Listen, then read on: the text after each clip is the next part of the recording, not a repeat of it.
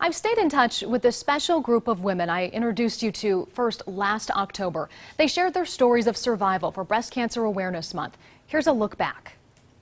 Make sure that you definitely get your mammograms every year. And do your self-exam, because mine was not picked up by my mammogram. You met Robin Jones and her sister Penny Myers. Robin had been breast cancer free for 14 years. Penny had just been diagnosed. And to know that she was a survivor helped me to know that I'll survive. You also met Fran Hoover, who had just underwent treatment for her breast cancer. And there were some days, I have to be honest, that I couldn't really get out of bed. And it was hard to see the light at the end of the tunnel. And two-time breast cancer survivor Letitia Lee. The first time I had breast cancer, I was 64 years old.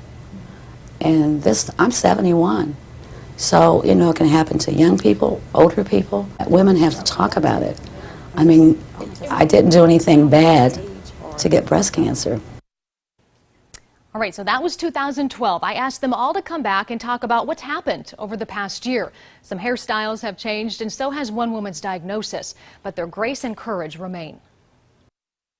I appreciate being back again this year. We're all here. Yes, Right. yes, Absolutely. we're all here to Yes. see another year. Yes, yay!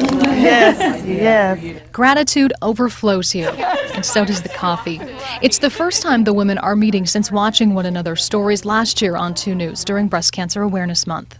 Does talking about it and talking with other women who have been through it, who are going through it, is that helpful to you? It's a sisterhood. It's helpful for me now. When I first was diagnosed, it was hard to talk about it. I didn't even want to see a commercial with cancer commercials, you know, but now I'm more comfortable with it. Nothing is the same, and everybody is not treated the same, but It's just true. sharing your story, it's like, oh, you know what, it's okay to talk about. I don't have to keep this a secret, because there may be somebody out there that need to hear it.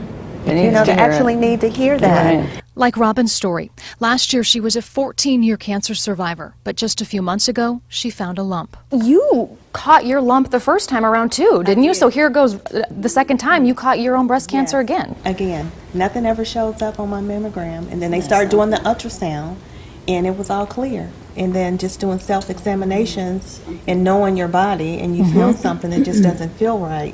And this is just the grace of God, you know, just letting me know, because I just kept touching that area like that's something there. No, it's not. Yes, no, it's not. It's really not there, you know. She just underwent a mastectomy. None of the other women have had a cancer recurrence this past year. Is that something that's always on your guys' minds?